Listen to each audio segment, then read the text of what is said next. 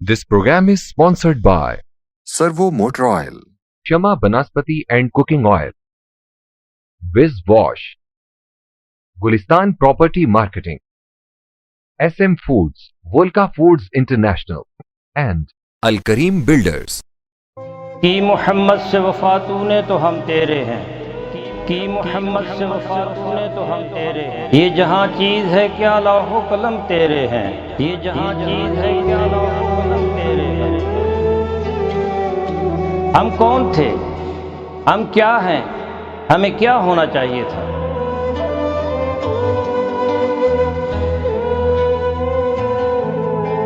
ہمارے ماضی کی سطوت، ہمارے اسلاف کی اخلاقیات و روایات، ہمارا علمی ورثہ جسے ہم کھو چکے ہیں،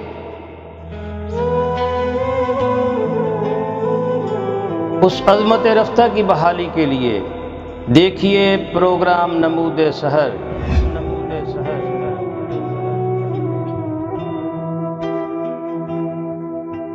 بسم اللہ الرحمن الرحیم۔ السلام علیکم ناظرین، آپ دیکھ رہے ہیں میکس نیوز کا پروگرام نمود سحر اور میں ہوں ڈاکٹر محمد حسین آزاد۔ ناظرین محترم، یہ ماہ جو ہے یہ نیکیوں کا، برکتوں کا اور امت محمدی کا مہینہ ہے۔ اس میں ہر شخص جو ہے اپنی استطاعت کے مطابق نیکیاں کرتا ہے، نیک کام کرتا ہے، اور مخیر حضرات جو ہیں وہ اللہ کی مخلوق کی خدمت کرتے ہیں، اور پھر یہ سلسلہ جو ہے یہ پورے مہینے چلا رہتا ہے۔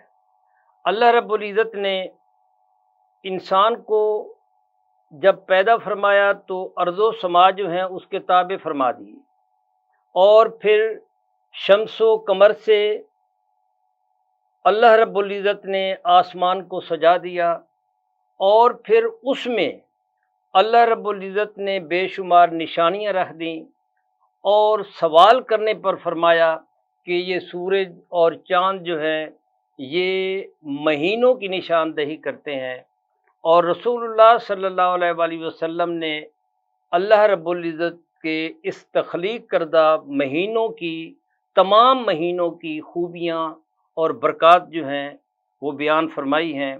آج ہم گفتگو کریں گے رجب، شعبان اور رمضان کے حوالے سے، بالخصوص ہم ماہ رمضان کے حوالے سے گفتگو کریں گے۔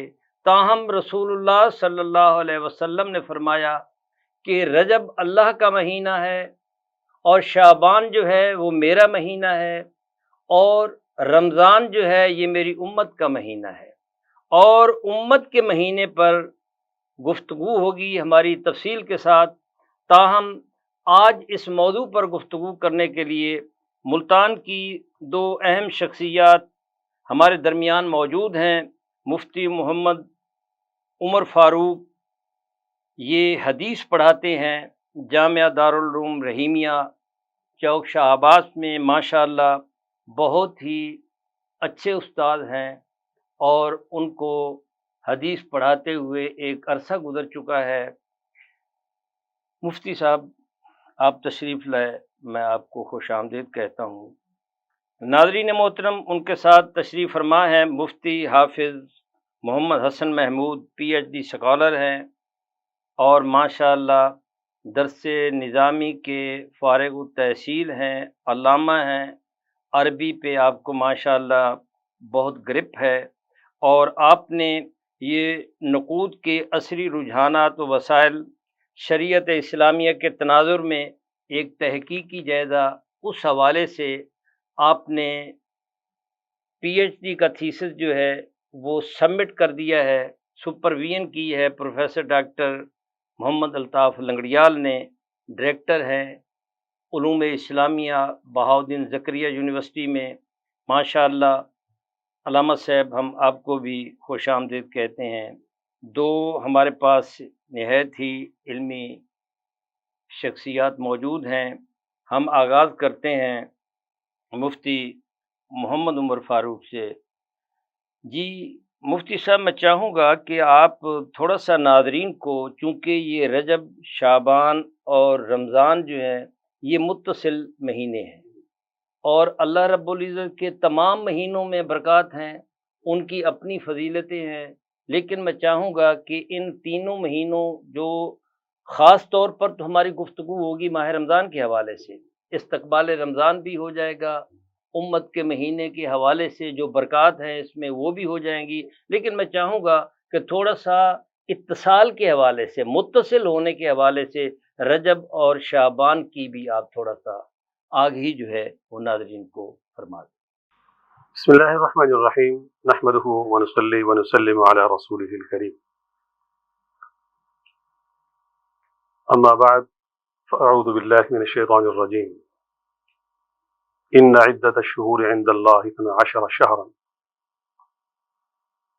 وقال النبي صلی اللہ تعالی علیہ وسلم اللهم بارک لنا فی رجب وشعبان وبلغنا رمضان صدق اللہ وصدق رسولہ النبی الکریم۔ ڈاکٹر صاحب، آپ کا بہت بہت شکریہ، آپ نے ایک اہم موضوع پر گفتگو کا موقع فراہم فرمایا۔ اللہ تبارک و تعالی ہم سب کو قرآن و سنت کی تعلیمات پر، ہدایات پر عمل کرنے کی توفیق نصیب فرمائے، اور ماہ مقدس کی خیر و برکات اللہ تبارک و تعالی ہم سب کو نصیب فرمائے۔ دیکھیے، اللہ تبارک و تعالی نے قرآن کریم میں مہینوں کا متعلق فرمایا کہ اس میں 12 مہینے ہیں، سال کے 12 مہینے، ان میں کچھ ماہ ایسے ہیں جو مقدس اور محترم کہلاتے ہیں، ان میں رجب کا مہینہ بھی محترم مہینوں میں شمار ہوتا ہے، اور ہم سب کو الحمدللہ ہر سال یہ یاد تازہ کرنی ہوتی ہے کہ رسول کریم صلی اللہ تعالی علیہ وسلم کو معراج بھی اسی ماہ رجب میں نصیب ہوا، اور تمام انبیاء علیہم الصلوۃ والسلام پر آپ علیہ الصلوۃ والسلام کو جو فضیلت، فوقیت حاصل ہے، ان میں ایک سبب آپ علیہ الصلوۃ والسلام کا یہ سفر معراج بھی ہے کہ اللہ تبارک و تعالیٰ نے رسول کریم صلی اللہ تعالی علیہ وسلم کو اس ماہ مقدس میں اپنے پاس بلایا، اور امت پر جو آپ علیہ الصلوۃ والسلام کے ذریعے سے خصوصی کرم نوازی، خصوصی احسانات کا معاملہ فرمایا، وہ بھی امت کے سامنے ہے۔ یہ ماہ مقدس ان 4 مہینوں میں سے ہے جو حرمت والے مہینے کہلاتے ہیں۔ اس کے بعد دوسرا مہینہ شعبان کا مہینہ اس کے متصل ہے، اس کو رسول کریم صلی اللہ تعالی علیہ وسلم نے اپنا مہینہ فرمایا کہ یہ شعبان میرا مہینہ ہے۔ رسول کریم صلی اللہ تعالی علیہ وسلم اس ماہ مقدس میں بہت اہتمام کے ساتھ کثرت سے اس میں روزے رکھا کرتے تھے، اور رمضان المبارک کی تیاری آپ علیہ الصلوۃ والسلام اسی ماہ مقدس سے شروع فرما دیا کرتے تھے۔ بلکہ اس حدیث پاک میں اور آپ علیہ الصلوۃ والسلام کی اس دعا میں، ان دعا کے دعائیہ جملوں میں اگر ہم غور کریں تو رسول کریم صلی اللہ تعالی علیہ وسلم نے عجیب، یعنی ان کی اہمیت کو بیان فرمایا اللہم بارک لنا فی رجب و شعبان، اے اللہ رجب اور شعبان میں برکات ہمیں نصیب فرما۔ اور پھر آپ علیہ الصلوۃ والسلام نے درازی عمر کی دعا بھی کی ہے، امت کو بھی درس دیا ہے کہ اے اللہ پھر ہمیں رمضان تک بھی پہنچا دے۔ تو اس میں ایک بشارت، اشارہ ملتا ہے آپ علیہ الصلوۃ والسلام کی تعلیمات کی روشنی میں کہ انسان اپنے لیے درازی عمر کی دعا بھی کر سکتا ہے، کہ رسول کریم صلی اللہ تعالی علیہ وسلم نے رجب اور شعبان کی خیر و برکات طلب فرمائی، اور رمضان تک پہنچنے کی تمنا کا اظہار فرمایا کہ اللہ ہمیں رمضان تک پہنچا دے۔ تو شعبان المعظم خیر و برکات کا مہینہ آپ علیہ الصلوۃ والسلام اس ماہ مقدس میں کثرت سے روزے رکھا کرتے تھے۔ سیدہ عائشہ صدیقہ رضی اللہ تعالی عنہا فرماتی ہیں کہ آپ علیہ الصلوۃ والسلام اس ماہ مقدس میں سب سے زیادہ روزے رکھا کرتے تھے رمضان المبارک کے مقابلے کے علاوہ۔ آپ علیہ الصلوۃ والسلام بکثرت اس میں روزے رکھتے تاکہ رمضان کی تیاری ہو جائے۔ اور پھر سبھی کو یہ بھی معلوم ہے کہ اس ماہ مقدس میں ایک ایسی مقدس رات بھی آتی ہے جس میں حق تعالی شانہ اس امت پر خصوصی کرم نوازی کا مظاہرہ فرماتے ہیں۔ اللہ تبارک و تعالیٰ کی اس رات میں بھی خصوصی عنایات ہوتی ہیں، وہ شب برات، وہ بھی اس شعبان المعظم میں ہوتی ہے، لیلہ مبارکہ وہ بھی اسی میں ہے۔ اور پھر جو رسول کریم صلی اللہ تعالی علیہ وسلم نے اللہ تبارک و تعالیٰ سے رمضان تک پہنچنے کی ایک دعا فرمائی کہ اے اللہ ہمیں رمضان تک پہنچا دے۔ رمضان المبارک ایسا مقدس اور مبارک مہینہ، اللہ تبارک و تعالی ہم سب کو اس ماہ مقدس کی خیر و برکات نصیب فرمائے کہ جس شخص نے بھی رمضان المبارک کو پا لیا، رسول کریم صلی اللہ تعالی علیہ وسلم نے فرمایا۔ سر تھوڑا سا میں یہاں آپ سے ایک وہ جس کو رہنمائی کہتے ہیں، یعنی اسی میں ایک آئندہ سال کا بجٹ بھی تیار ہوتا ہے، یعنی جو آئندہ آنے والے وقتوں میں یعنی شب برات میں، ہاں وہ بھی تھوڑا سا ناظرین کو کہ رسول اللہ صلی اللہ علیہ وسلم نے فرمایا کہ اس رات نفل بھی پڑھو، درازی عمر کے لیے بھی دعا کرو، اور رزق بھی آنے والے پورے سال کا بجٹ جو ہے ایک قسم کا اسی سال اسی رات۔ اب دیکھیے اس میں آپ علیہ الصلوۃ والسلام نے فرمایا کہ اس رات میں اللہ تبارک و تعالیٰ کی خاص تجلی ہوتی ہے، اور اس میں دیکھیے انسان عام طور پر کیا چاہتا ہے؟ انسان یہ چاہتا ہے کہ میں اللہ کا مقبول اور مقرب بندہ بن جاؤں، گناہوں کی بخشش اور مغفرت ہو جائے، میری ایک مقدس اور پاکیزہ زندگی ہو جائے۔ تو حق تعالی شانہ کی طرف سے اس ماہ مقدس کی اس لیلہ مبارکہ میں اعلان ہوتا ہے حل من مستغفر، ہاں بھی کوئی ہے آج کی اس مبارک رات میں ہم سے بخشش اور مغفرت کا سوال کرنے والا کہ ہم اس کی زندگی کو پاکیزہ بنا دیں، ساری زندگی کے سارے گناہ، غلطیاں، لغزشیں، کمیاں، کوتاہیاں سب پر ہم پردہ ڈال دیں اور سب کو ہم معاف کر دیں۔ اور پھر انسان یہ چاہتا ہے کہ میرے رزق کے اندر بھی وسعت اور برکت ہو، تو اس میں فرمایا کہ حل من مسترزق، کیا کوئی ہے آج ان مشکل حالات میں، تنگی کے حالات میں، پریشانی کے حالات میں کہ ہر ایک انسان اپنی معاشی بدحالی کا رونا روتا ہے، ان حالات میں اللہ تبارک و تعالیٰ کی طرف سے اعلان ہوتا ہے کیا کوئی ہے جو میرے پاس آئے اور اپنی مالی وسعت کا مجھ سے سوال کرے، رزق حلال میں برکت کا مجھ سے سوال کرے، میں اس کے لیے رزق کے دروازے کھول دوں۔ کوئی آئے تو صحیح، اور پھر ہر ایک انسان یہ چاہتا ہے کہ میں ایک پرسکون زندگی گزاروں، اطمینان کی زندگی گزاروں، آفات، بلیات، مصائب سے، پریشانیوں سے، مشکلات سے، جو انسان کو معاشی مشکلات بھی ہوتی ہیں، معاشرتی بھی ہوتی ہیں، گھریلو بھی ہوتی ہیں، اولاد کی پریشانی بھی بعض اوقات ہوتی ہے، گھر کے حالات بھی ہوتے ہیں، رشتہ داروں کے بھی حالات ہوتے ہیں، ملک کے حالات بھی، طرح طرح کے حالات میں انسان گرا ہوا ہے، پریشانیوں میں ہے، تو اس میں اللہ تبارک و تعالیٰ کی طرف سے خاص اعلان ہوتا ہے، ہاں کوئی ہے مصیبت زدہ، ہم سے سوال کرے، اپنی پریشانی اور مشکلات کا اظہار کرے، اور ہم اسے ان مشکلات سے نجات نصیب فرما کر اطمینان اور سکون کی زندگی نصیب فرمائے۔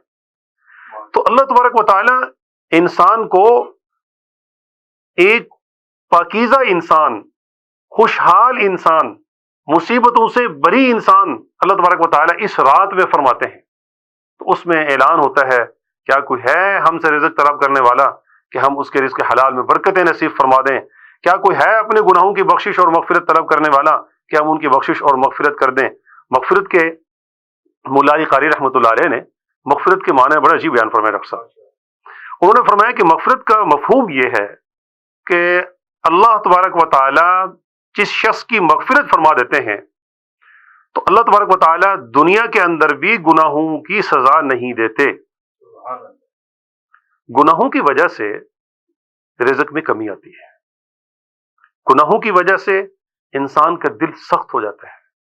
جب انسان کا دل سخت ہوتا ہے تو وہ اللہ کے قرب سے محروم ہو جاتا ہے.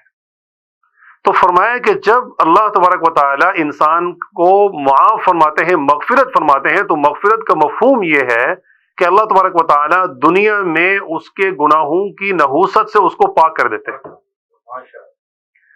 کہ انسان بہت سارے گناہ انسان کے ایسے ہوتے ہیں کہ جن کی وجہ سے انسان رزق سے محروم کر دیا جاتا ہے.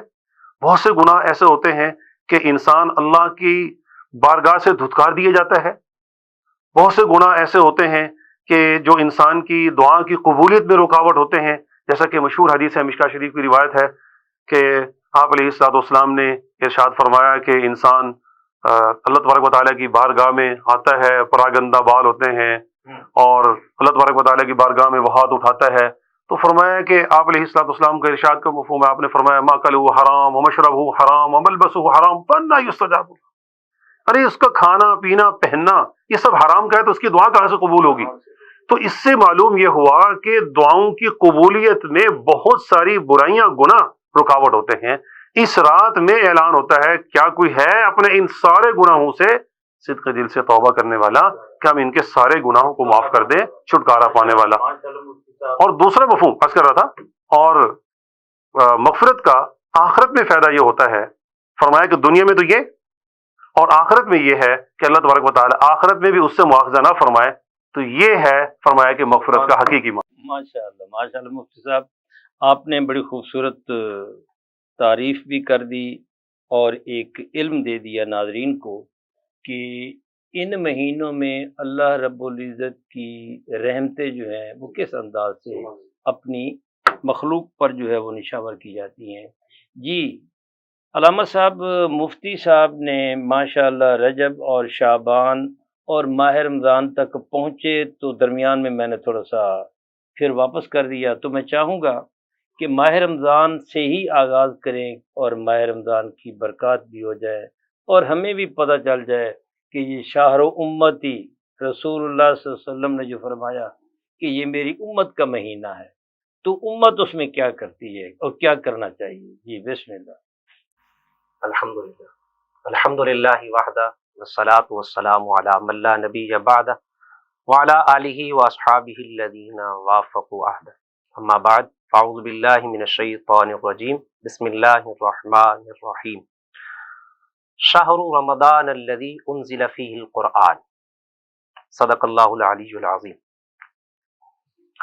میں بے حد مشکور ہوں کہ اس ماہ سیام کی برکتوں، سعادتوں کو حاصل کرنے کے لیے، گفتگو کرنے کے لیے آپ نے موقع فراہم کیا. ماہ سیام، ماہ رمضان کی آمد سے پہلے ہی اپنے آپ کو اس کے لیے تیار کر لینا. فرمایا اذا دخل شعبان طہروا انفسکم لشہر رمضان.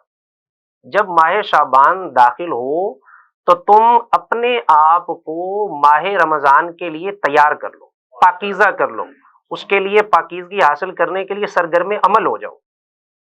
اور پھر اہل علم کہتے ہیں کہ رجب جو ہے لتطہیر البدن، وشعبان لتطہیر القلب، ورمضان لتطہیر الروح. رجب جو ہے یہ بدن کی پاکیزگی کا مہینہ ہے، شعبان جو ہے وہ دل کی پاکیزگی کا مہینہ ہے، اور رمضان جو ہے وہ روح کی پاکیزگی کا. فرمایا اِنَّ مَن یطہر البدن فی رجب یطہر القلوب فی شعبان. جو رجب میں اپنے بدن کو پاکیزہ کر لے گا وہ شعبان میں اپنے دل کو پاکیزہ کر لے گا. اور جو شعبان میں من یطہر القلوب فی شعبان یطہر الروح فی رمضان، کہ اگر وہ شعبان میں اپنے دلوں کی پاکیزگی کا سامان کر لیتے ہیں تو رمضان میں اپنی روح کی پاکیزگی کا سامان کر لیں. اور جو اس میں محروم رہتا ہے فَإِن لَمْ يُطَهِّرِ الْبَدَنَ فِي رَجَب وَالْقُلُوبَ فِي شَعْبَان، اگر وہ رجب میں بدن کو پاکیزہ نہیں کرتا، شعبان میں دل کو پاکیزہ نہیں کرتا، تو پھر رمضان میں وہ کیوں کر روح کو پاکیزہ کر سکے گا؟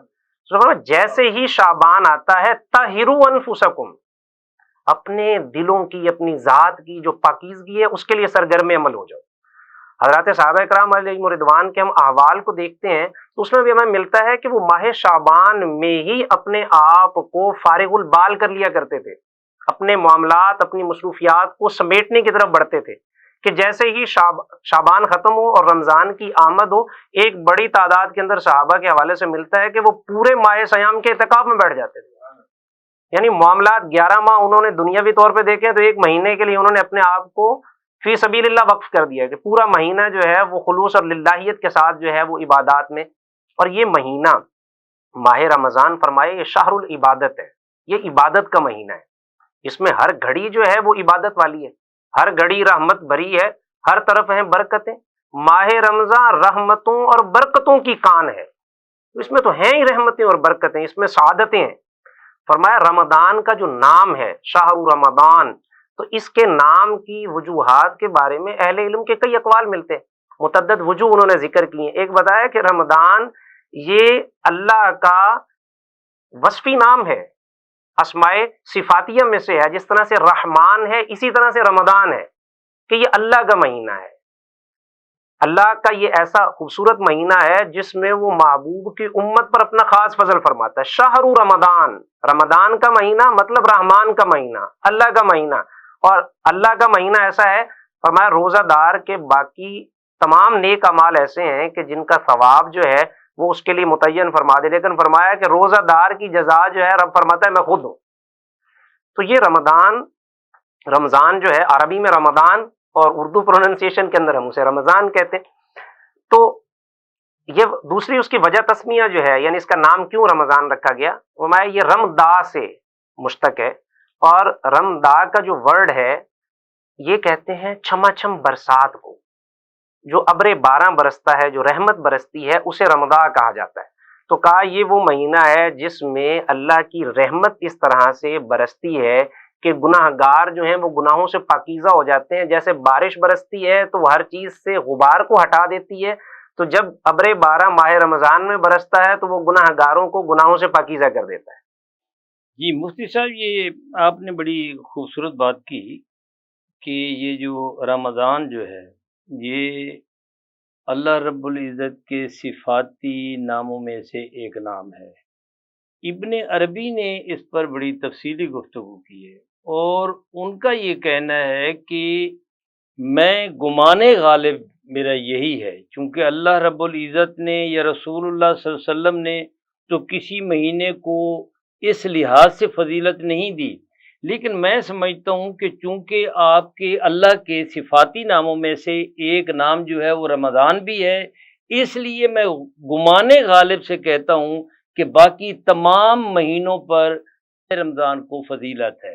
اور عوارف المعارف میں اپنا شہاب الدین سہروردی علیہ رحمہ نے، اور اسی طریقے کتاب الامہ میں یہ ابو نصر سراج نے یہی لکھا ہے کہ یہ باقی جتنے مہینے ہیں ان پر جو ہے ماہ رمضان کو، یعنی قرآن حکیم میں ہم دیکھیں تو جیسے ان عدت الشہور عند اللہ 12 شہرا، یعنی 12 مہینے ہیں، تو 12 مہینوں میں سے کسی مہینے کا نام مینشن کر کے قرآن کے اندر ذکر نہیں کیا گیا، یہ صرف رمضان کو یہ شرف حاصل ہے کہ اس کا نام جو ہے وہ قرآن کے اندر، جیسے کہ خواتین میں سے حضرت سیدتنا مریم کا نام قرآن میں ذکر کیا گیا، صحابہ میں سے حضرت زید بن حارثہ کا، تو یہ ان کے شرف اور فضیلت نے بتایا کہ یہ جو نام 12 مہینوں میں سے صرف رمضان کا نام جو ہے وہ قرآن کے اندر ملتا ہے۔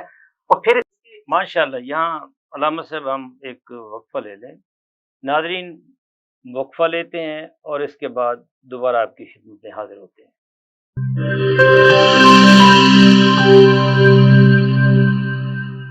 This program is sponsored by Servo Motor Oil, Shama Banaspati and Cooking Oil, Viz Wash, Gulistan Property Marketing, SM Foods, Volca Foods International, and Al Kareem Builders.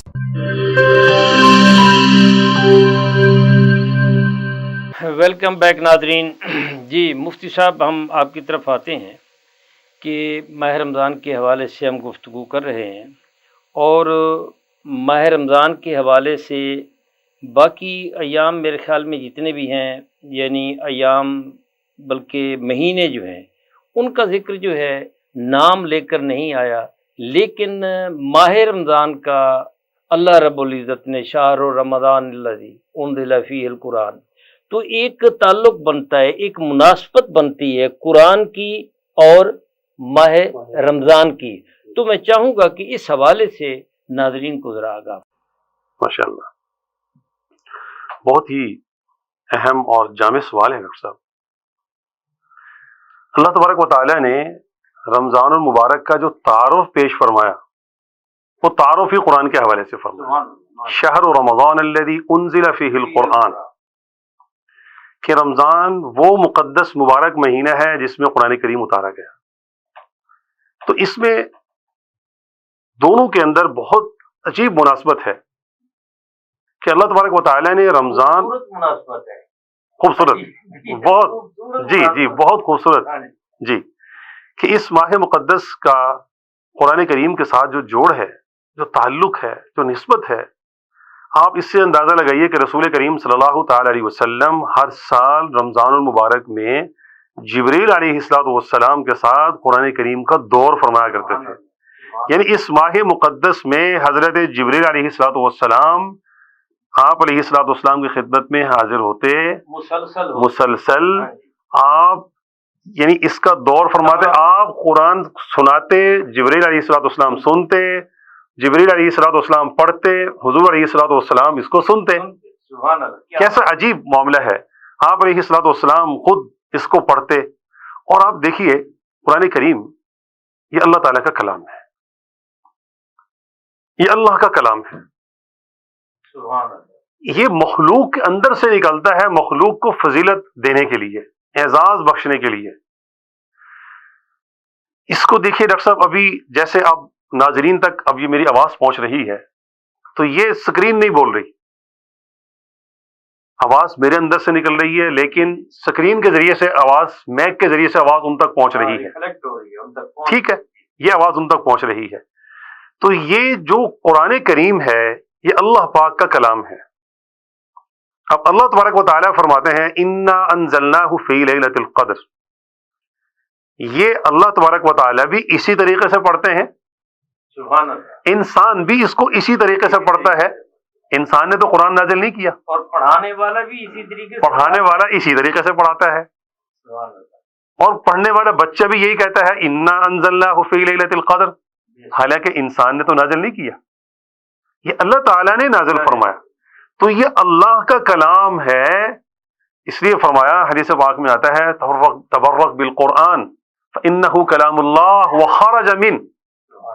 قرآن کریم کے ذریعے سے برکتیں حاصل کیجئے کہ یہ اللہ کا کلام ہے، اللہ کے اندر سے نکلا ہوا ہے، اور یہ اللہ تبارک و تعالی مخلوق کے سینوں سے گزار کر انسان کی زبان کے ذریعے سے اس کا تلفظ فرماتے ہیں. تو یہ اللہ کا کلام ہے. اور آپ اور ہم آپ علیہ السلام کی مشہور حدیث پڑھتے اور سنتے رہتے ہیں. آپ علیہ السلام نے جو بات ارشاد فرمائی کہ قرآن کریم کے ایک ایک حرف پر اللہ تبارک و تعالی 10 نیکی عطا فرماتے ہیں. تو میں عرض کرتا ہوں ڈاکٹر صاحب، یہ جو عام مشہور روایت ہے کہ اللہ پاک ایک حرف پر 10 نیکیاں عطا فرماتے ہیں، اور آپ علیہ السلام نے اس کی خود وضاحت بھی فرمائی. آپ علیہ السلام نے فرمایا کہ میں یہ نہیں کہتا ہوں کہ الف لام میم ایک حرف ہے، فرمایا کہ الف حرف، لام حرف، میم حرف، یہ 3 حرف ہیں. تو ہر حرف پر 10 نیکیاں. یہ 10 نیکیاں کب ملتی ہیں؟ یہ 10 نیکیاں اس وقت ملتی ہیں کہ جب انسان عام حالات میں بغیر وضو کے چلتے پھرتے قرآن پاک کی تلاوت کرتا ہے. جب انسان باوضو ہو کر قرآن پاک کی تلاوت کرتا ہے تو اس کو ہر حرف پر 20 نیکیاں ملتی ہیں. اور پھر جب وہ نماز میں بیٹھ کر تلاوت کرتا ہے، نوافل پڑھتا ہے، بیٹھ کر نماز پڑھتا ہے، یا عذر کی وجہ سے فرض بھی پڑھتا ہے، تو اس کو ایک حرف پر 50 نیکیاں ملتی ہیں. اور پھر جب انسان کھڑے ہو کر اس کی تلاوت کرتا ہے تو اللہ تبارک و تعالی انسان کو 100 نیکیاں عطا فرماتے ہیں. اور صرف پڑھنے پر نہیں، سننے پر بھی اللہ تبارک و تعالی یہ اجر و ثواب عطا فرماتے ہیں کہ سننے والے کے گناہ بھی معاف ہوتے ہیں، درجات بھی بلند ہوتے ہیں، نیکیاں بھی اس کو ملتی ہیں. تو یہ ماہ مقدس ہی کی برکات ہیں کہ اللہ تبارک و تعالی اس میں پھر رمضان المبارک میں اللہ تعالیٰ نے قرآن کریم کو نازل فرمایا. اور پھر رمضان المبارک کی برکات ایسی ہیں کہ اس میں 70 گنا ثواب بڑھ جاتا ہے. میں ایک روایت پڑھ رہا تھا، حدیث پاک میں آتا ہے نا سورہ یاسین کی فضیلت میں، بڑی عجیب اور بہت ہی خوبصورت ایمان افروز یہ روایت، کہ جب انسان سورہ یاسین روزانہ صبح ایک مرتبہ پڑھ لیتا ہے تو اس کو اللہ پاک 10 قرآن کریم پڑھنے کا ثواب عطا فرماتے ہیں۔ رمضان المبارک میں اس کا ثواب بڑھ گیا تو کتنے ہو گئی؟ 70 گنا اگر بڑھ گیا تو پھر تو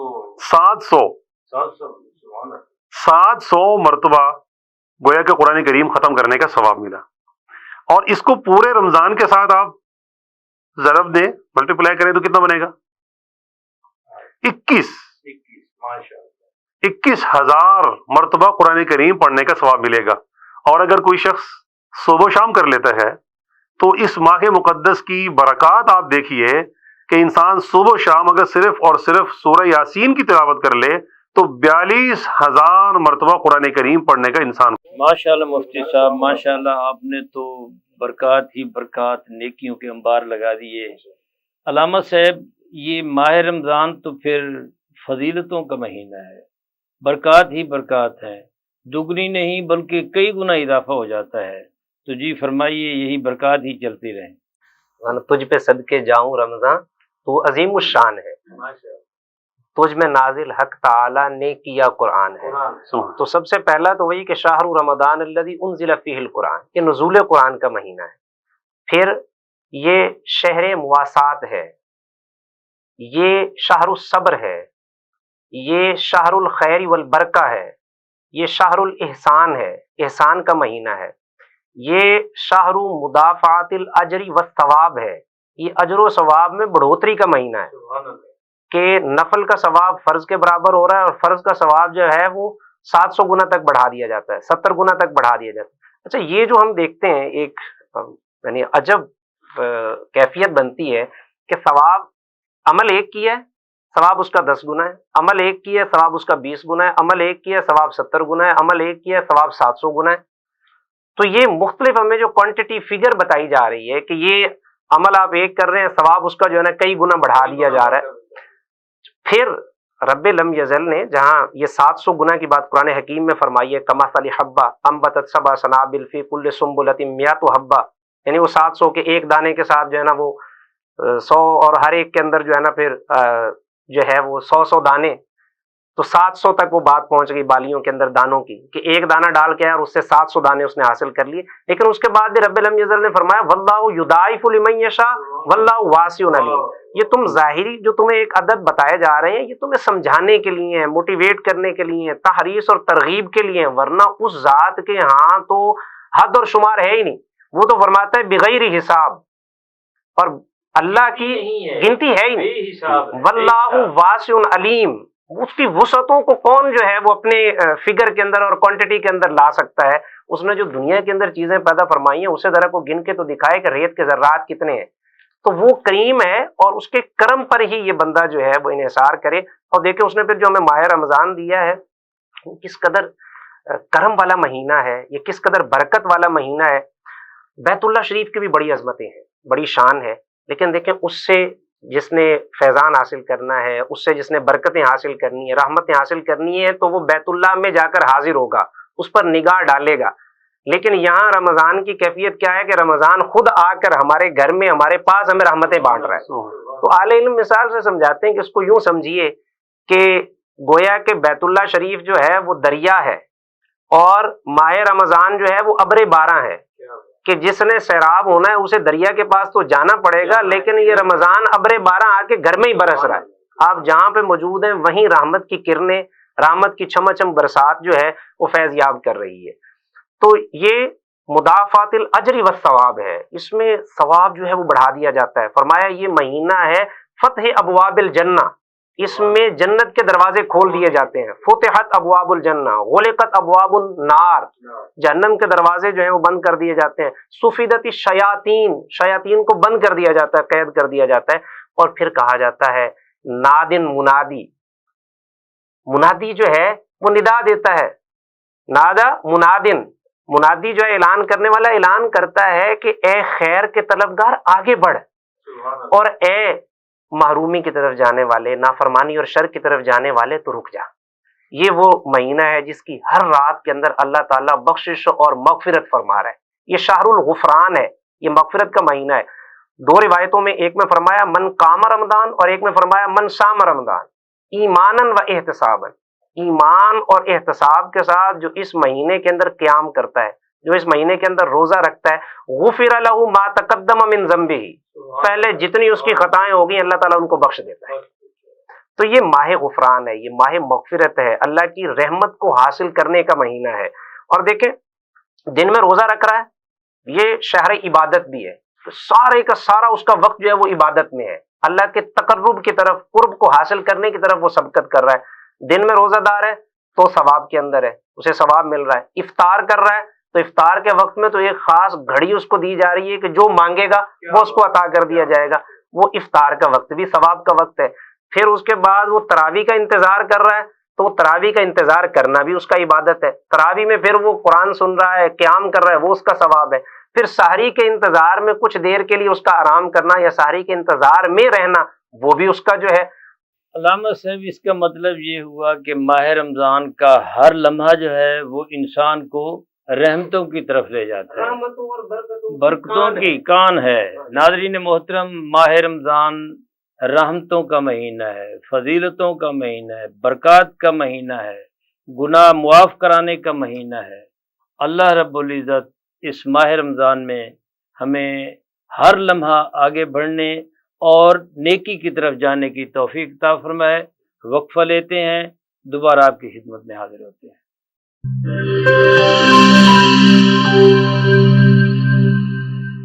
This program is sponsored by Servo Motor Oil, Shama Banaspati and Cooking Oil, Viz Wash, Gulistan Property Marketing, SM Foods, Volca Foods International, and Al Kareem Builders.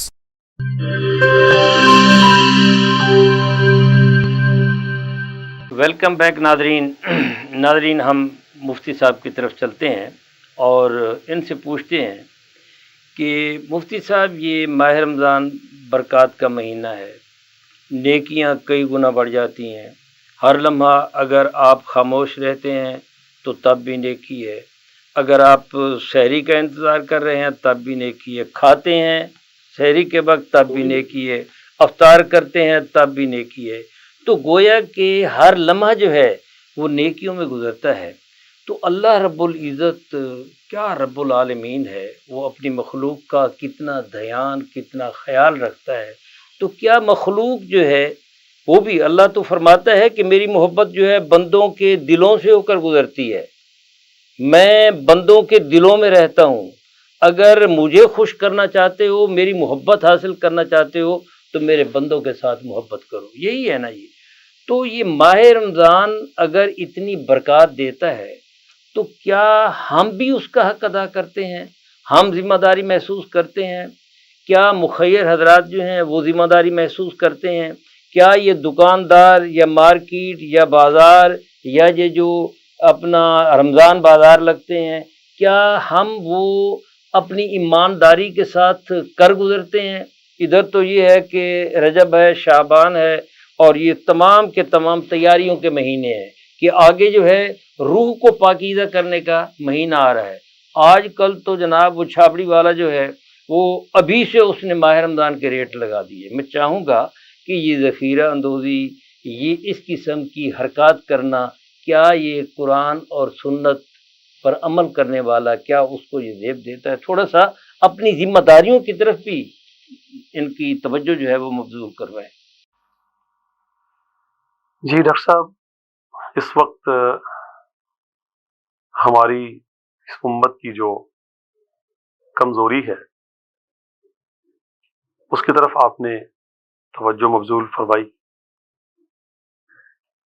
واقعتاً ہمیں رسول کریم صلی اللہ تعالی علیہ وسلم کی تعلیمات پر عمل کرنا چاہیے۔ یہ مہینہ ہمدردی، غمخواری کا مہینہ ہے، ایک دوسرے کے لحاظ کرنے کا مہینہ ہے۔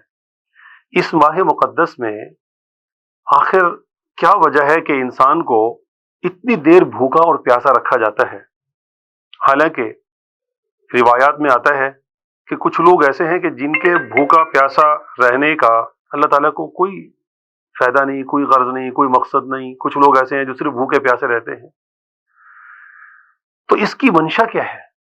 اس کی منشا یہ ہے تاکہ ان کے دلوں میں بھوکے اور پیاسے مفلس لوگوں کی ہمدردی کے جذبات ان کے دلوں کے اندر پیدا ہو جائیں کہ بھوک کیا ہوتی ہے، پیاس کیا ہوتی ہے، مشقت کیا ہوتی ہے.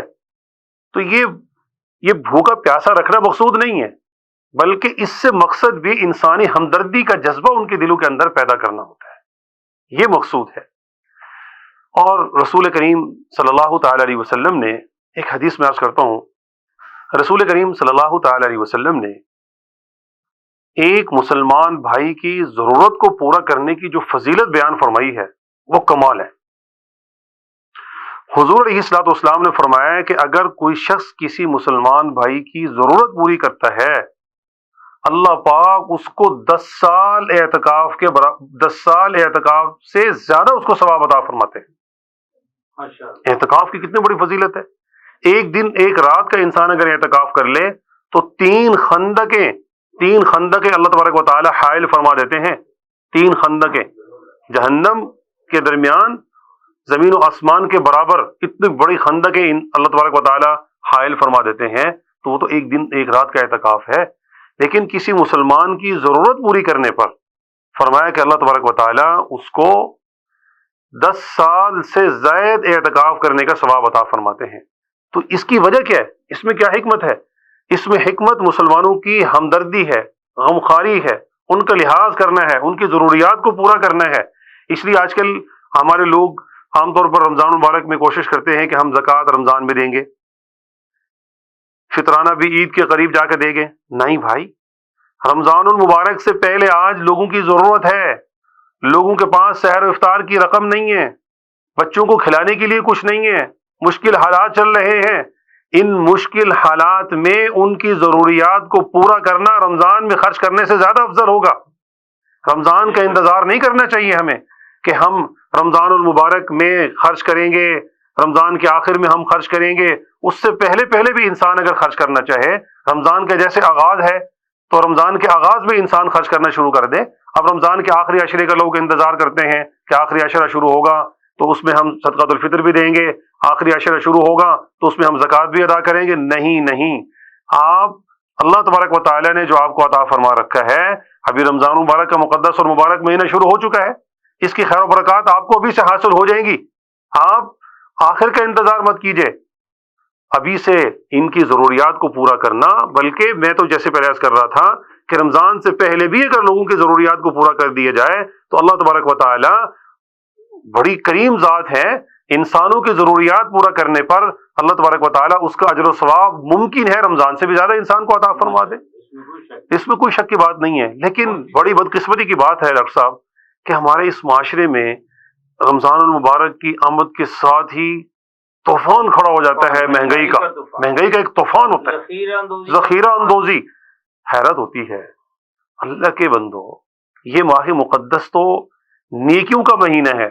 اس میں تو چاہیے یہ تھا کہ ہم حکومت جو سبسڈی دے عوام کو چاہیے تھا کہ اپنا جائز مختصر تھوڑا سا منافع رکھے.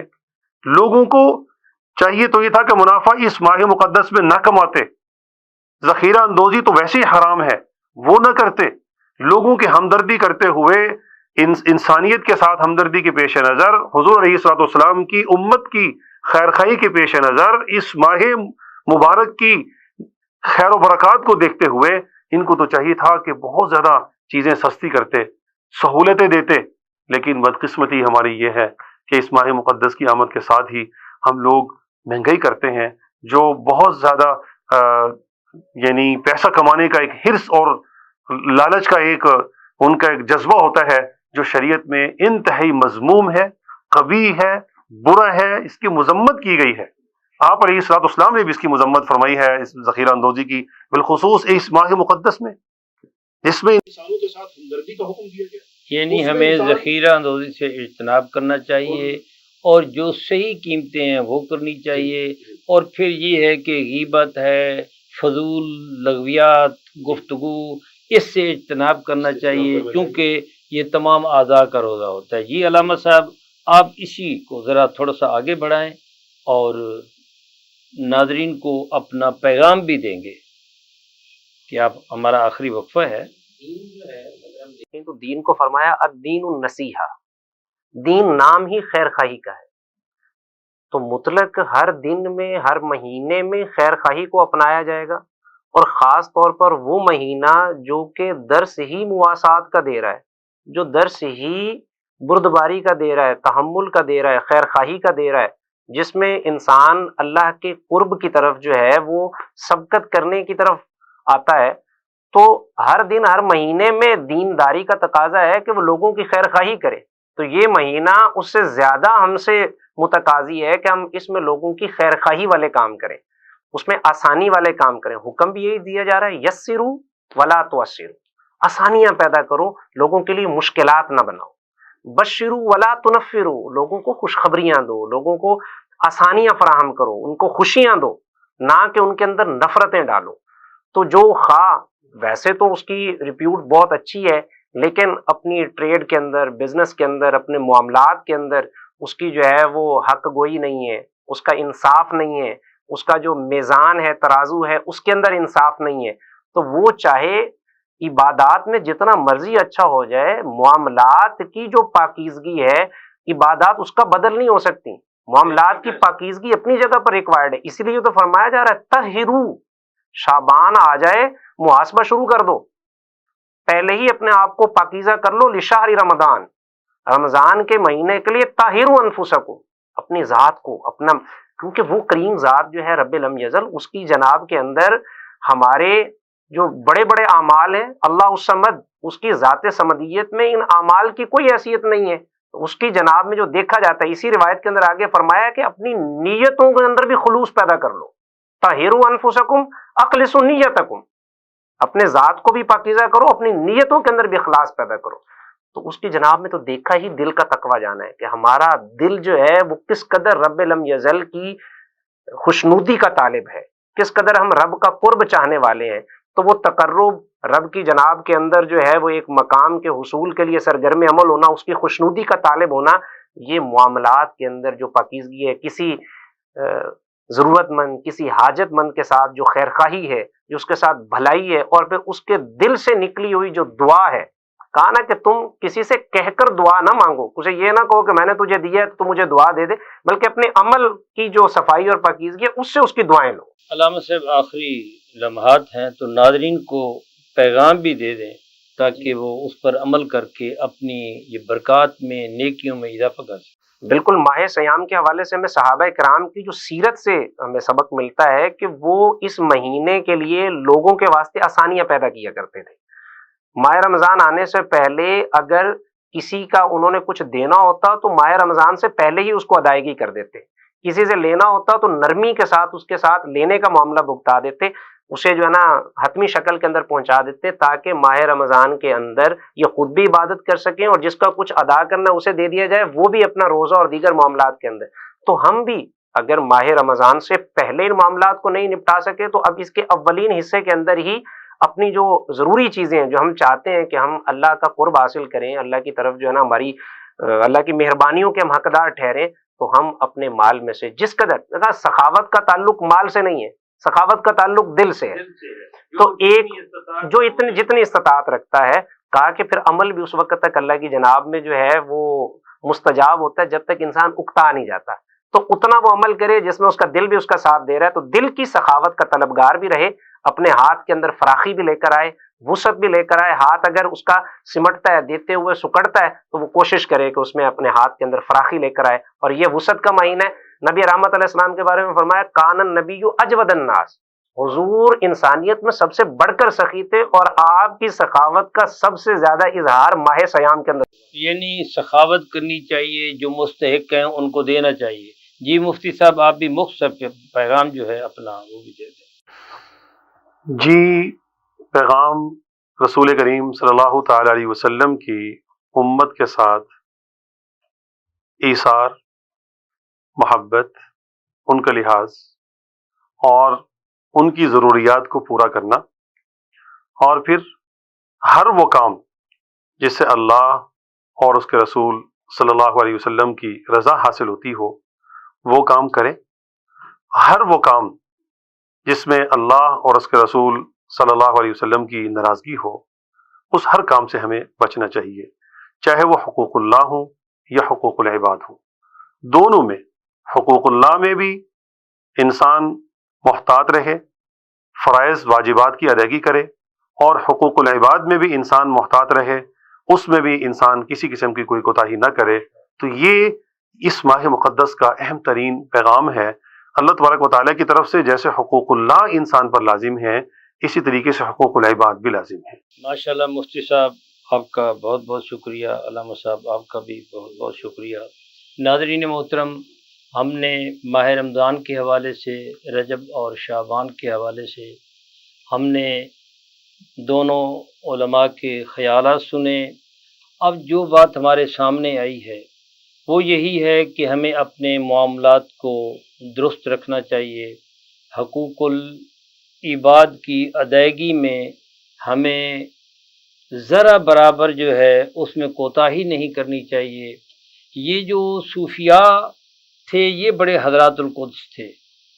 یہ تصوف کی جو بنیادی کتابیں ہیں، کتاب اللمہ ہے ابو نصر سراج کی، قوت القلوب ہے ابو طالب مکی کی، اور اسی طریقے حضرت شہاب الدین سہروردی علیہ رحمہ کی عوارف المعارف ہے، سید علی حجویری کی کشف المحجوب ہے، امام غزالی کی احیاء العلوم ہے. یہ جتنی کتابیں تصوف کی ہیں اس میں باقی ارکان کے ساتھ جو ہے روزے کے آداب بھی دیے ہوئے ہیں.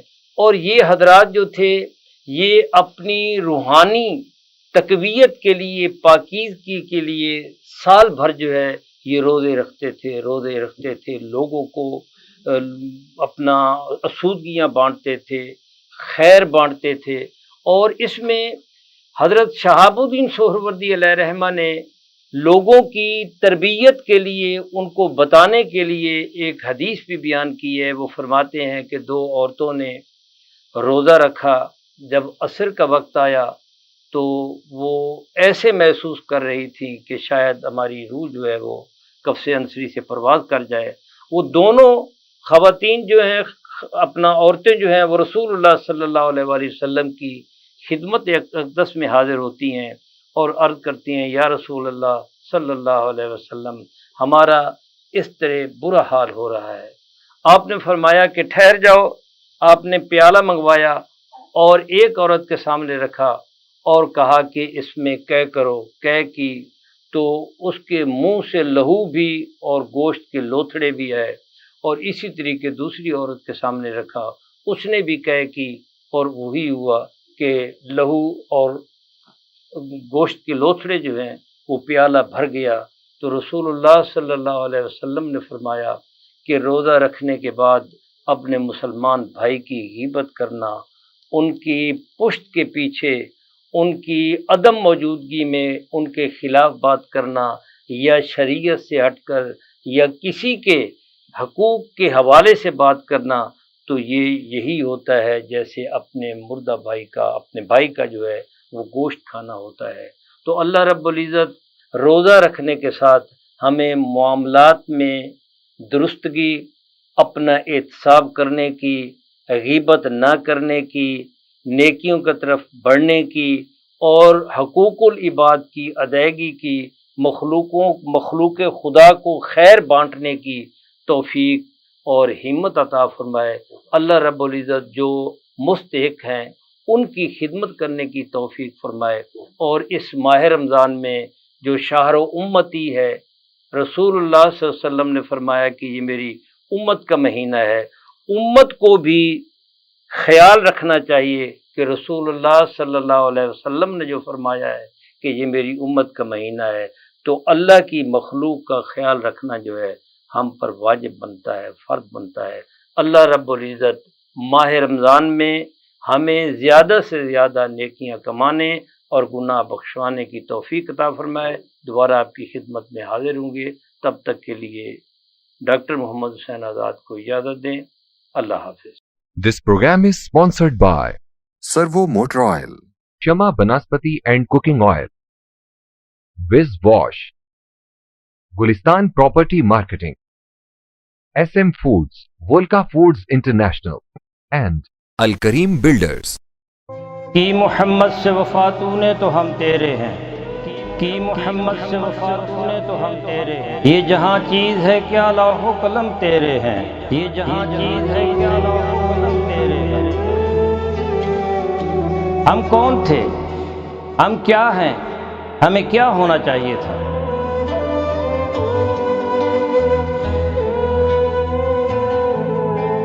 ہمارے ماضی کی سطوت، ہمارے اسلاف کی اخلاقیات و روایات، ہمارا علمی ورثہ جسے ہم کھو چکے ہیں، اس عظمت رفتہ کی بحالی کے لیے دیکھیے پروگرام نمود سحر